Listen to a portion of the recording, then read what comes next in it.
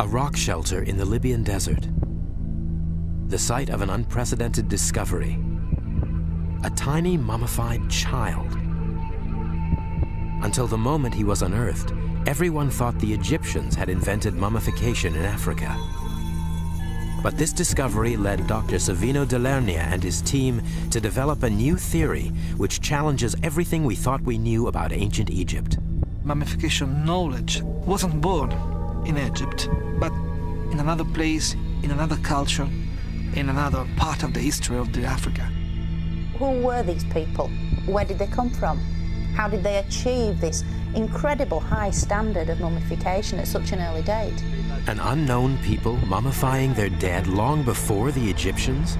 It was this child who would prove to be the key to unlocking a long-lost African culture.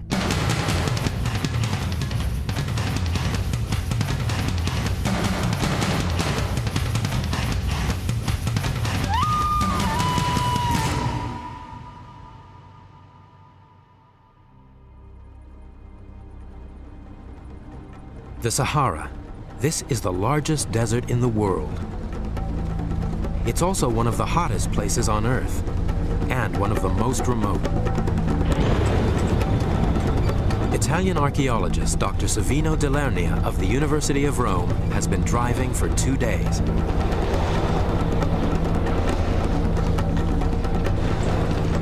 Ahead of him lies his destination, the Caucasus Mountains in southwestern Libya. It's a North African country. To the west is Algeria. To the east, Egypt.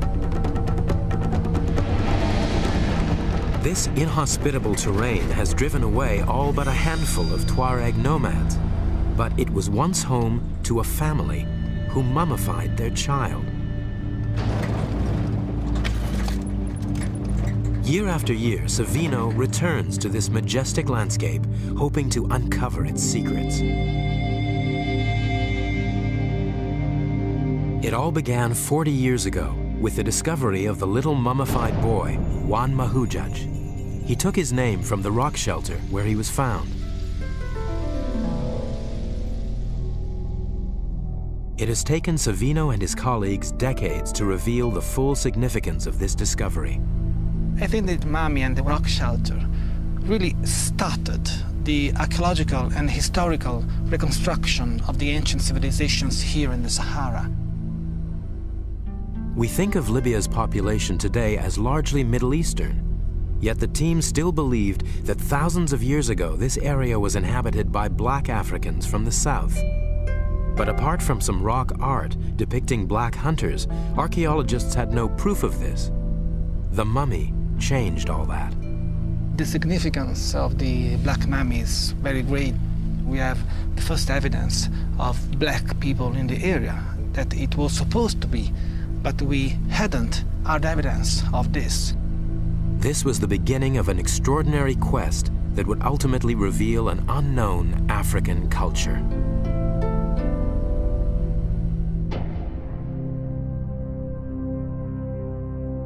The Juan Mahujaj rock shelter is a simple place, a ledge just wide enough to provide shade from the midday sun. Savino has returned to the rock shelter, where he meets Tuareg tribesman Mr. Ramadani, who witnessed the discovery of the mummy. They focus on one small area, the place where Savino's predecessor, Professor Mori, actually found the mummy. It was still already visible because it was partially brought to light by natural erosion. So we have to imagine that the exact position of the Juan Mahujaj mummy should be somewhere just here.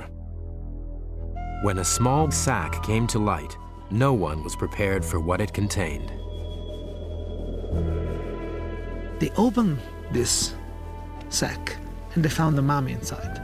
So it was really amazing. Soon after he died, this young boy was put in a fetal position, then embalmed and placed in a sack made of antelope skin. The sack was then insulated by a layer of leaves. This careful preparation protected his small body from the elements for the next 5,500 years. the Italian archaeologists knew they had found important evidence. The shape of the boy's skull suggested he was black, and if he was, this could rewrite the history of mummification in Africa. They needed to be sure. After a tortuous 10-day camel journey to the nearest town with their fragile cargo, the team returned to Rome to have the mummy analyzed.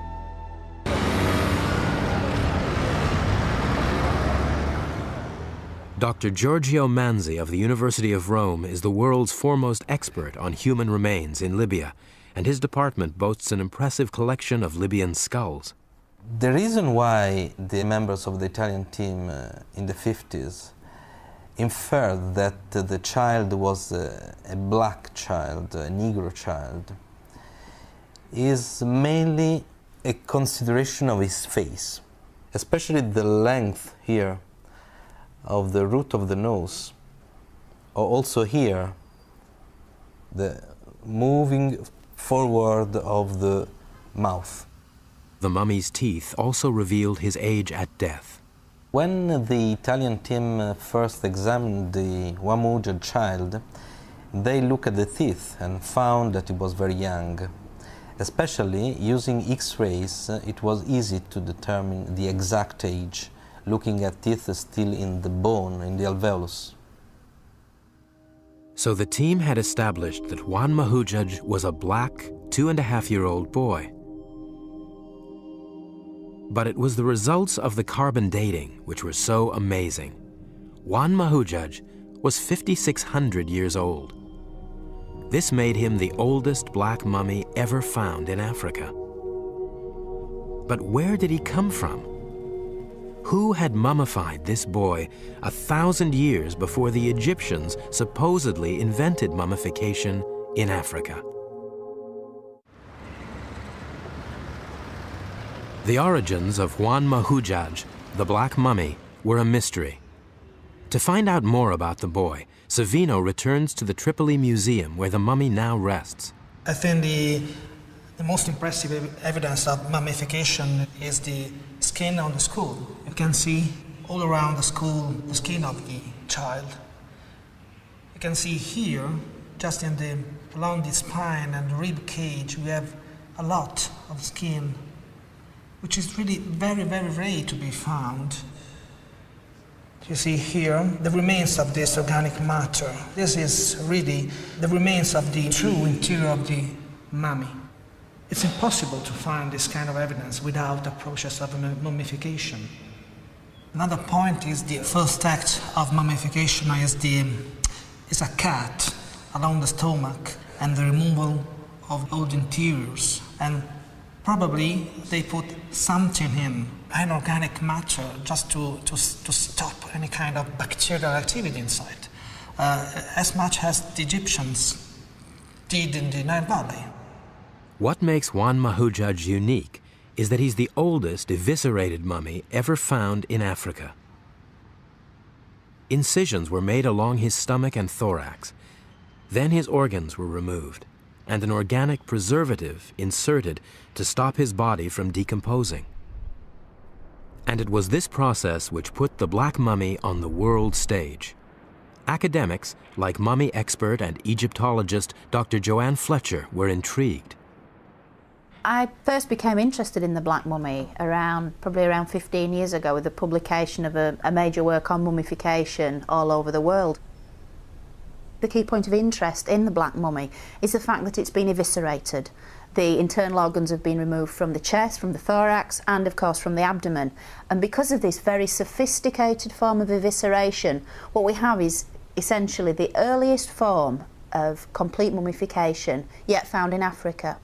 And it's interesting that everybody always goes to Egypt as the home of mummification. And yet, in fact, from the dates of the Black Mummy, there's certainly nothing like that going on in Egypt at that time. So my question to myself was, did this Black Mummy in any way contribute to the later Egyptian practice of complete mummification, or did the two traditions develop independently?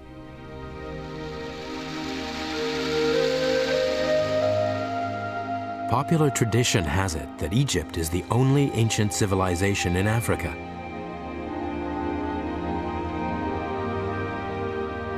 its art and religion were renowned, and according to the Orthodox view, it was definitely the home of African mummification. But there are those who believe that the Black Mummy is challenging this established school of thought. Professor David Mattingly specializes in Saharan civilizations. When a mummy is discovered somewhere in the Central Sahara, it's perhaps not surprising that the average person in the street might assume the direct involvement of Egypt somewhere in this process. And I think it's a common image that Egypt is like a searchlight shining out, illuminating those dark spaces of the Sahara. And yet, Juan Mahujaj was artificially mummified 1,500 miles to the west of the Nile Valley, and 1,000 years before Egyptians were eviscerating their dead. Was it possible that the ancient Egyptians did not invent mummification in Africa? And if the Egyptians didn't prepare the mummy, who did? It really does beg the question, who on earth could achieve such a remarkably preserved corpse? I mean, who were these people that could do this? I mean, I personally know very little about them. So where did they come from? How did they achieve this incredible high standard of mummification at such an early date?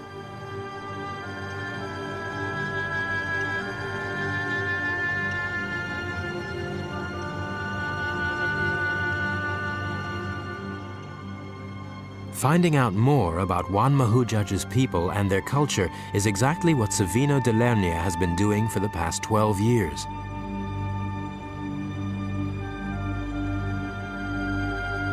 His search for answers began in the rock shelter of Juan Mahujaj, where careful excavations have yielded vital clues. We have here all the history of the Juan Mahujaj occupation.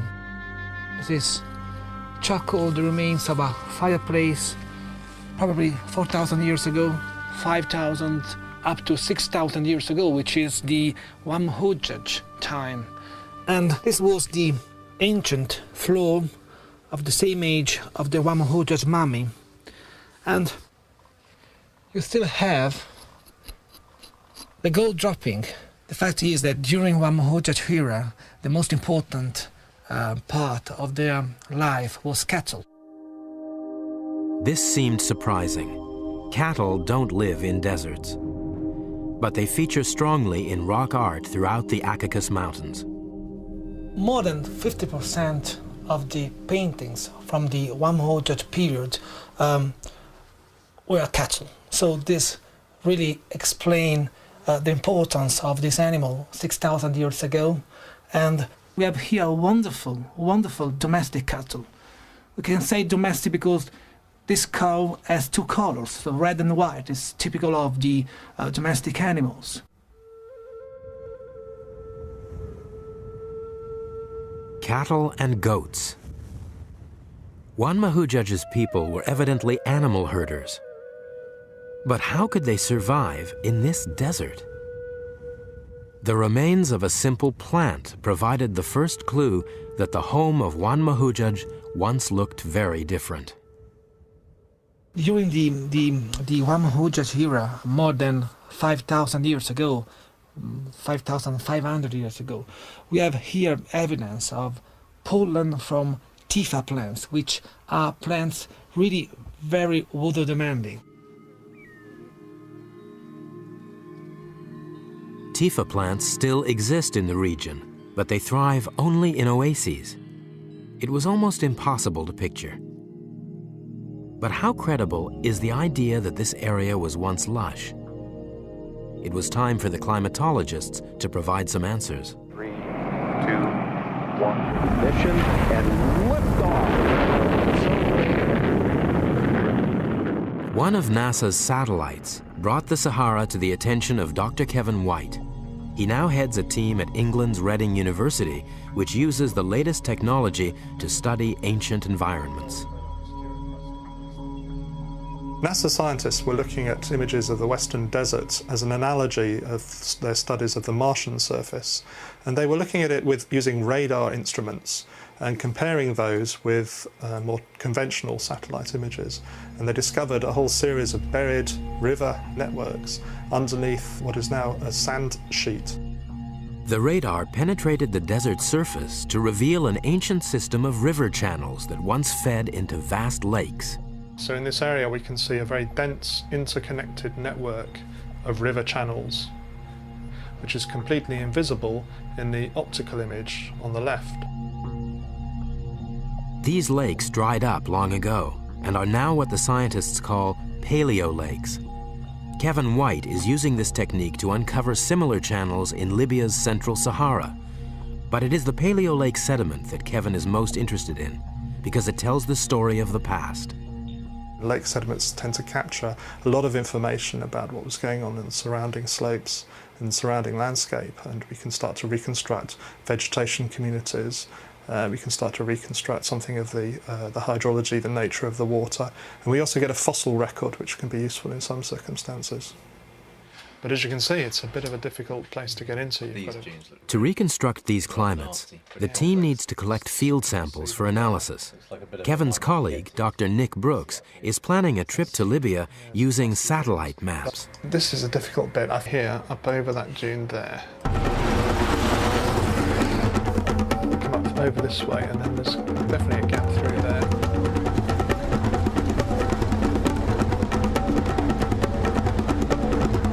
So this is easy.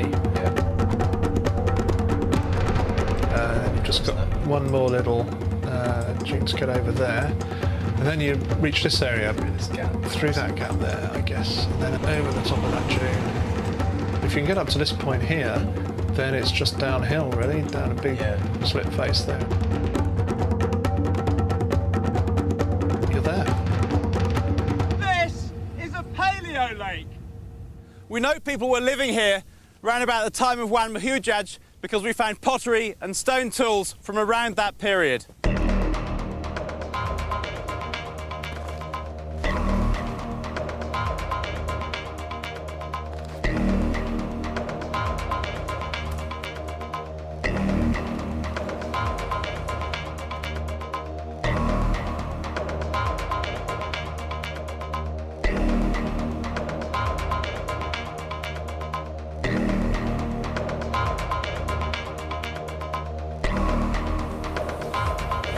What I'm actually looking for is things like organic lake deposits, so we can radiocarbon date them. We can also date things like snail shells from freshwater snails that we know must have lived in a wet environment.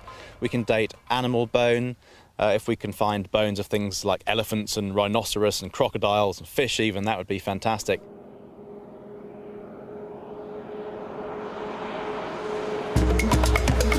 Taking the route up. Nick and Savino are colleagues. They're heading for a dry riverbed a few hours from the Wan Mahujaj rock shelter.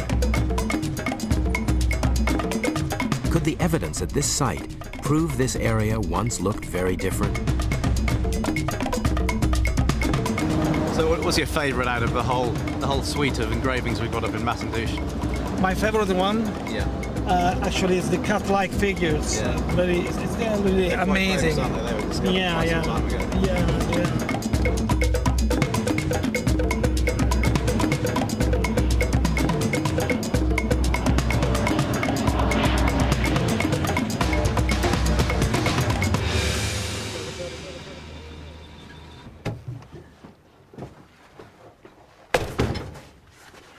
Masandouche is one of the most famous rock art sites in Africa.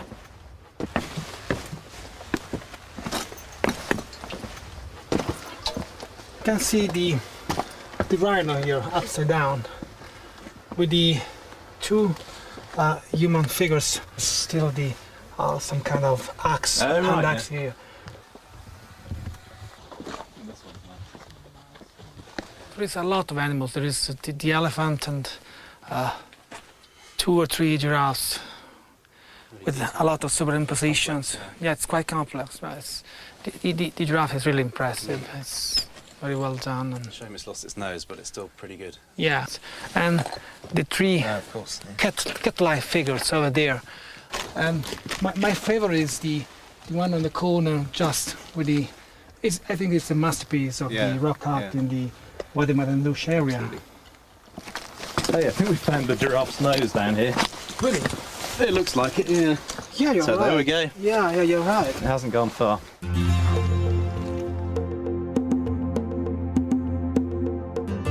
Enigmatic figure. Yeah. All the animals depicted here live only in savannas, but it was the next carving that completed the picture for Nick. This is one of the most famous rock art engravings here in Wadi Madandoush. It's the representation of a crocodile with the wild fauna style, which is believed to be the oldest style of rock art here in Wadi Madandoush. It's really spectacular, and we know that things like elephants and giraffe and some of the other big animals can live in quite dry environments, not as dry as we've got here today. Yeah. But this is really the final proof. This was a river, you know. Absolutely. Crocodiles don't live in arid environments. Yeah, absolutely. So looking at the carvings on the rock face here, we can, with a bit of imagination, speculate about what the landscape would have been like, what would have been going on. We'd probably be standing at the water's edge here, maybe when it was a seasonal river or something. We would have had maybe some hippos down here in the shallows. This probably would have been a dangerous place to stand because we would have had crocodiles coming out of the water onto the banks. There's a lot of animals, wild animals, just in the place. Perhaps elephants coming down to the water. Over there where we would have had a savanna landscape, and I saw a lion on the rock carving, so perhaps we would have had lions hunting the giraffe and hunting gazelles or whatever, as well as the people that were here hunting the animals. It's a piece of African landscape. Just like you'd see in southern Africa today, like Zimbabwe or Tanzania or Kenya today, parts of those countries.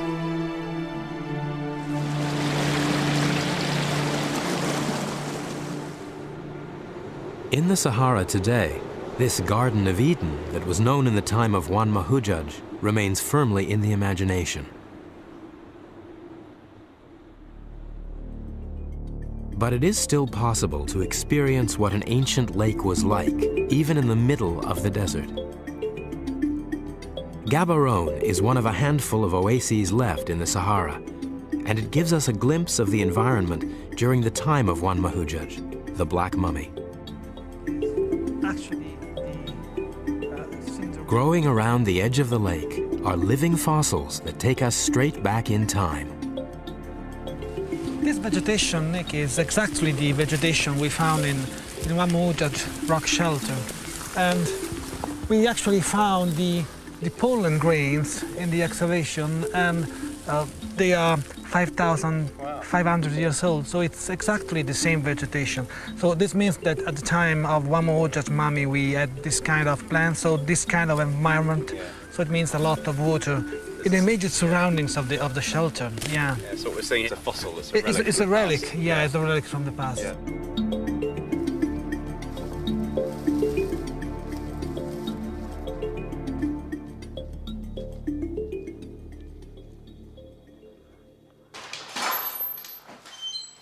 Dr. Nick Brooks returns to Reading. Analysis of their paleoclimate data has given Kevin enough information to produce an environmental model going back 10,000 years. I'll just finish off this little landscape model and I'll show you what we've got. It's pretty exciting. Okay, let's give it a try. The lake's reconstructed according to our field data. So we're going quite deeply into the sand sea here. Yeah. It's easier flying over it than driving through it. And it's a lot quicker on here. The model takes us back from the arid present day, through the time of Juan Mahujaj, to when the Saharan climate changed dramatically, covering the dunes with vegetation and turning the valleys into lakes. It all happened 10,000 years ago, when a shift in the Earth's axis caused the tropical monsoons to penetrate further north, right into the central Sahara. And with these rains came the ancestors of Juan Mahujaj. 10,000 years ago, humans, black humans coming from the south, following the monsoon belt, occupied the central range of the Sahara. This led to the first occupation of the central Sahara, and we have these black people in the central ranges in the Caucasus Mountains and in the immediate surroundings. And they were not the only ones. Around 7,000 years ago, people from Mesopotamia and Palestine arrived, introducing cattle and goats into the Central Sahara. So we can imagine that the Central Sahara, the Caucasus Mountains, has been one of the first world melting pot, because we have black people coming from the south and say something like white people coming from the Near East and probably Eastern Sahara. Today in Libya, you can see the legacy of this early melting pot. Walking down the streets of present-day Libya, I'm always struck by the incredible diversity of humanity that one encounters, and that reflects broadly the sort of crossroads position of Libya within the Mediterranean with its Saharan hinterland. Libya's been a great melting pot throughout its history, but what's really surprising is how far back in time that goes, this intermingling of white Mediterranean types with Negroid Saharan types. And that we can see very clearly from this work in the Central Sahara. This ethnic diversity explains some intriguing rock art that initially puzzled Savino.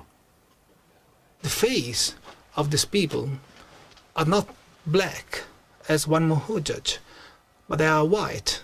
And you can see this looking at the profile of the face and to the style.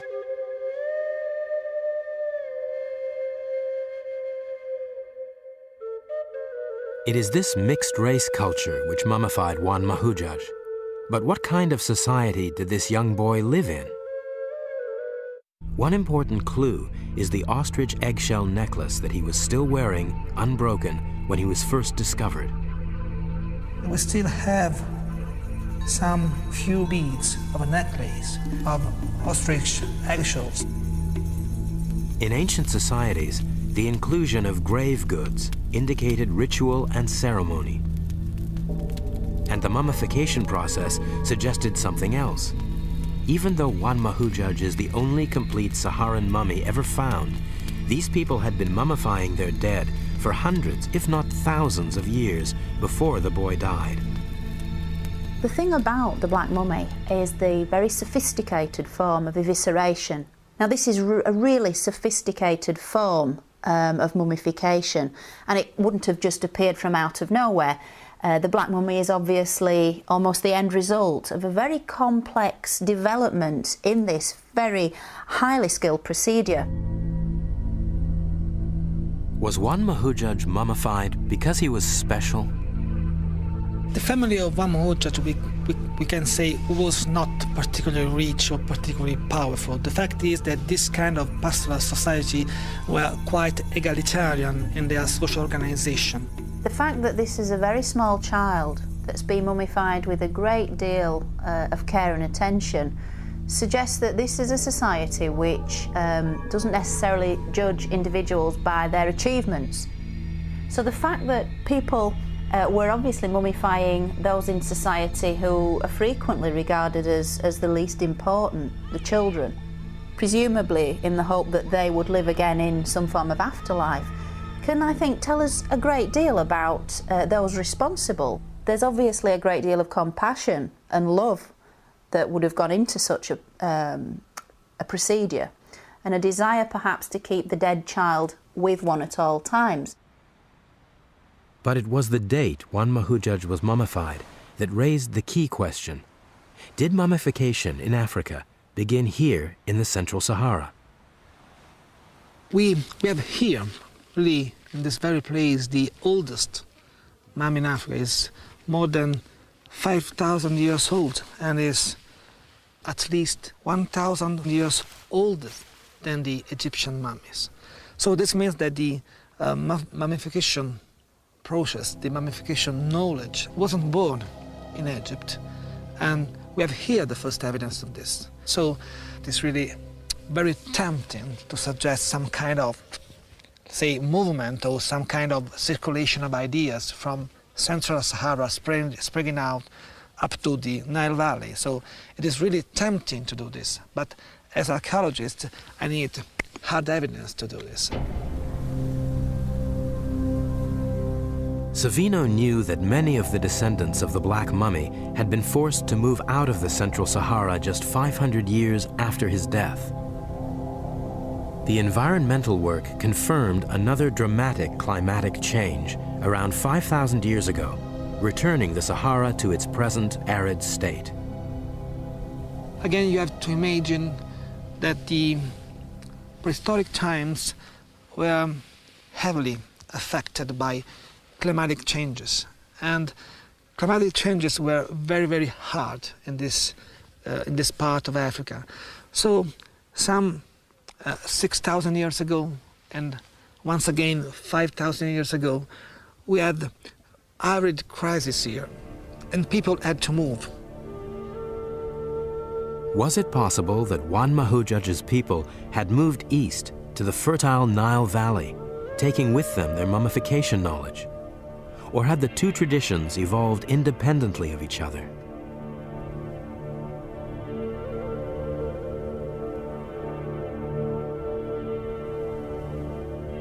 Savino's search for more evidence led him on a journey of exploration all over the Libyan Sahara.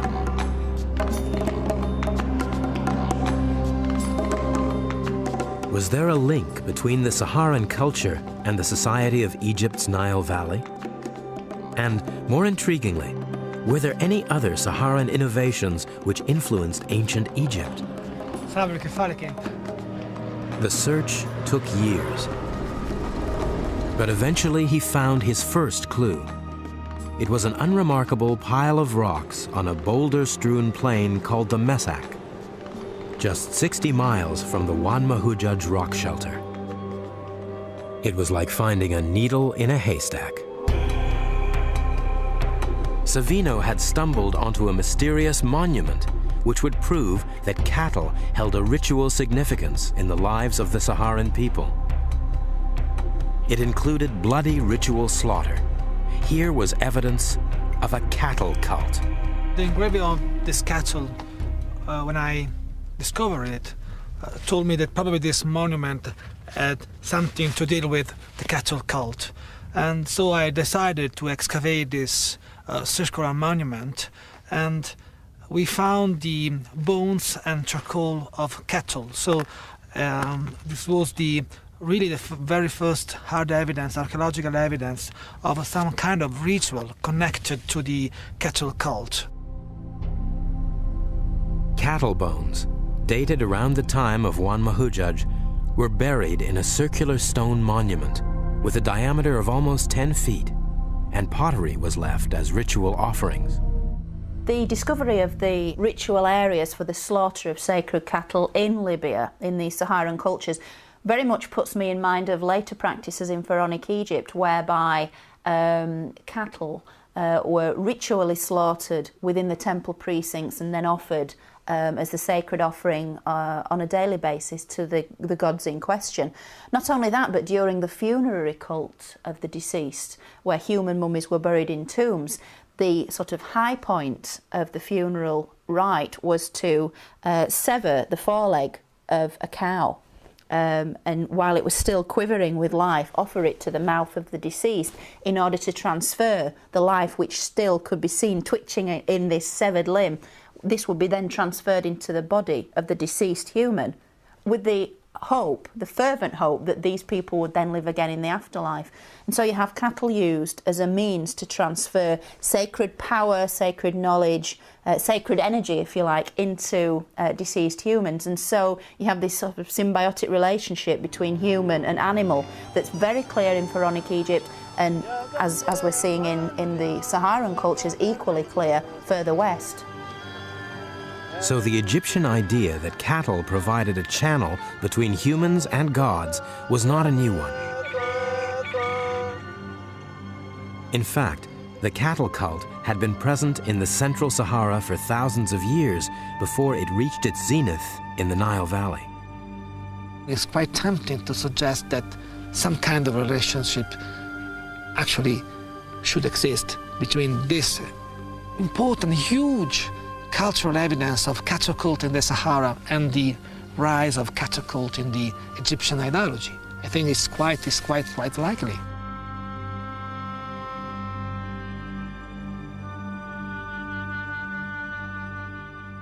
Savino had established that, like in Egypt, both mummification and cattle cults were central to this Saharan society. And then, in a dry wadi less than a mile from the cattle monuments, he found something even more conclusive. An engraving of an animal-headed figure. The most exciting subject of this engraving is surely the dog mask. This kind of human beings, mask bearing, are actually one of the most important subjects represented in the Mesak area. We can understand the age of the engraving from the color, which is very black. It means very, very old. What is the relevance of this kind of dating from these engravings is that the presence of human beings, mask bearing, and in this case we have dog mask, is much older than the kind of evidence we have in the Nile Valley.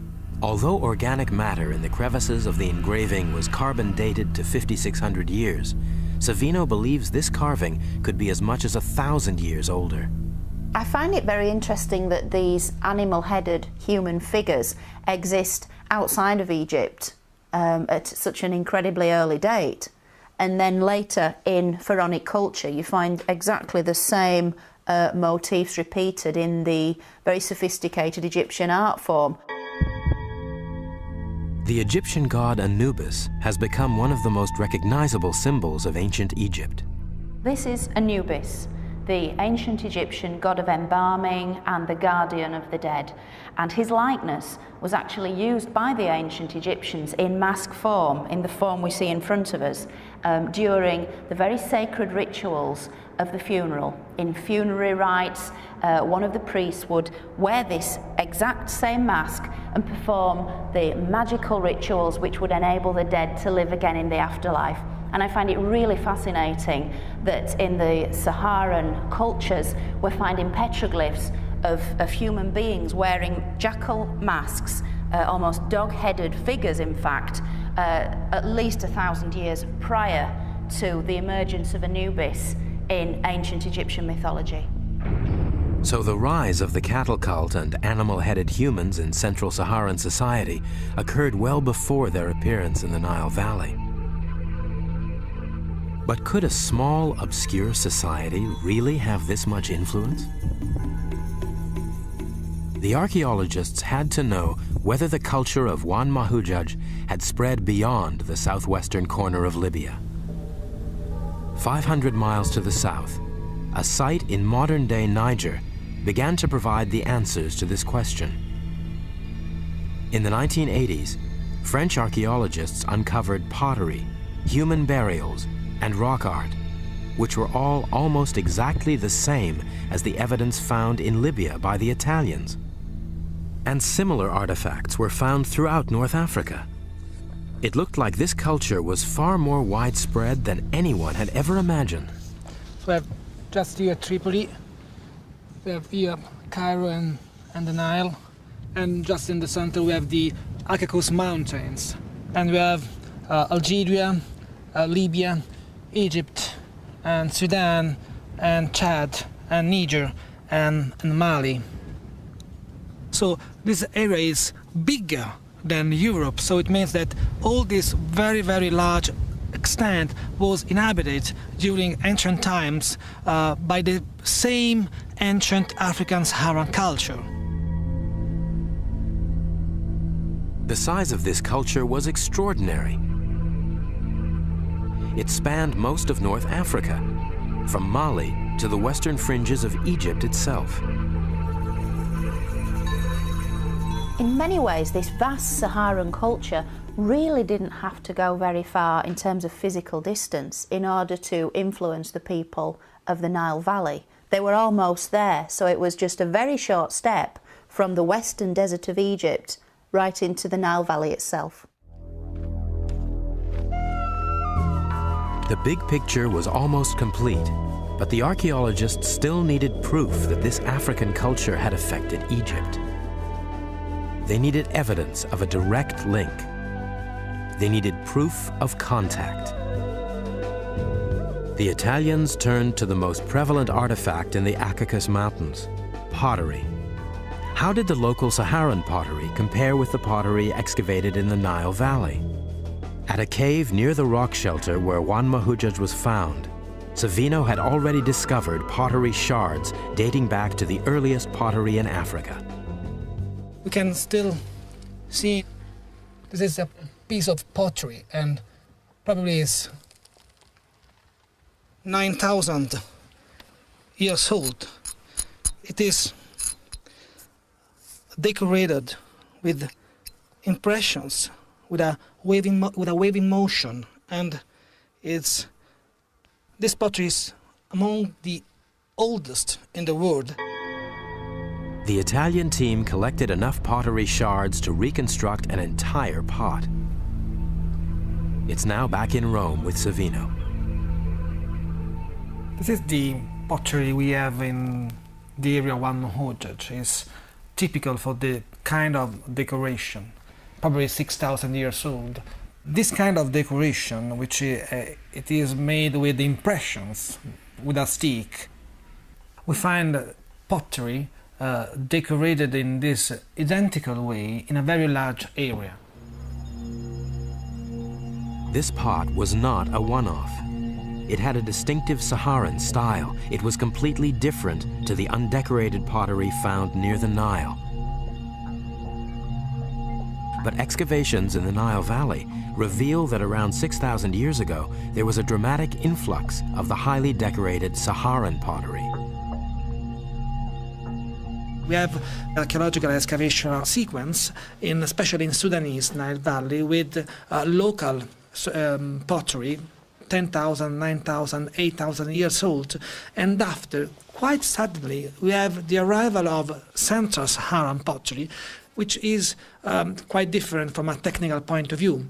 So it means that either people or, in my view, ideas and this kind of communication arrived in the southern Nile Valley some 6,000 years ago.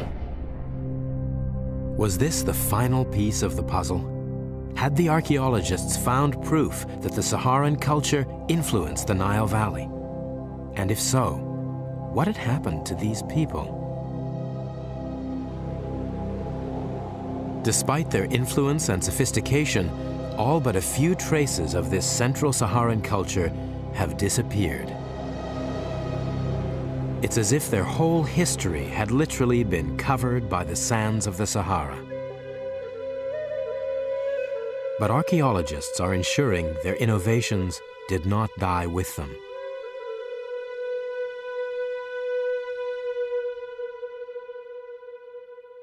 The heritage of ancient Egypt and the Central Sahara have been incredibly intertwined over the last 10,000 years. But if we go back to about 5,000 to 8,000 years ago, I think we find a period in which the relationship was expressed in a rather different way to the sort of common model that we have today. Instead of that searchlight shining out from Egypt, illuminating the desert, maybe we need to think about a desert culture which is shining many little lights on a fledgling Egypt in the Nile Valley, and that's actually going to play a very important role in the formation of ancient Egypt itself. The very beginning of Egyptian traditions were, in my view, were influenced by some Saharan tradition, and we can see this in the technology of pottery, we can see this in the decoration of pottery, and even in pastoral activity. Because the domestication, cattle domestication, was just in the Sahara. It wasn't in the Nile Valley. So this means that we have a lot of cultural knowledge, Saharan knowledge, which has been spread in much part of northern Africa, including Nile Valley. I find it quite extraordinary that this Central Saharan civilization shows all the features we generally associate with later Egyptian pharaonic culture, and mummification is a prime example. There are definite links between the two cultures. As to which came first, most Egyptologists would like to think Egypt, but I think a lot of this information from the Saharan cultures really must make us think again.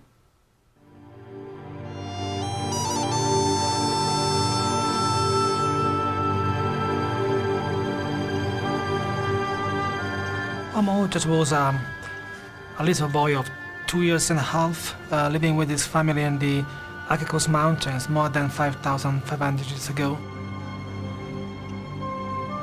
He lived in a rich savanna environment. Even so, he died before he reached the age of 3. His family were part of a culture which had developed sophisticated rituals like mummification. One Hujjaj was given a rich burial.